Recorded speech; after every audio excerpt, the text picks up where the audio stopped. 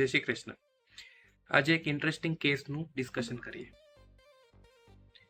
એ case એવો છે જેમાં તમે નીચે ઇમેજ જોશો તો તમને સામાન્ય લાગશે કે આ તો ખાલી ચામડીમાં ઘસારો છે, આમાં તો કંઈ નહીં કરવાનું, દવા લેવાની મેડિકલથી એટલે બધું રેડી.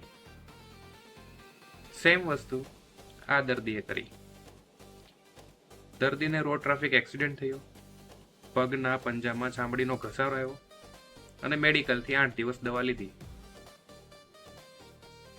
8 દિવસ પછી દર્દી હોસ્પિટલ આવે છે, ઓર્થોપેડિક કન્સલ્ટેશન કરે છે અને જ્યારે તેમનો એક્સરે કરાવવામાં આવે છે ત્યારે સરપ્રાઇઝિંગલી 3 કાંકરીઓ જોવા મળે છે.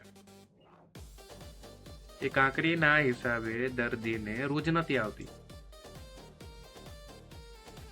એ કાંકરીઓ દૂર કરવામાં આવી. સારી ખોટી દવા લેવા કરતાં એકવાર ઓર્થોપેડિક કન્સલ્ટેશન કરાવવું જરૂરી છે, જેથી દર્દીને પીડા ના થાય, તમને પીડા ના થાય.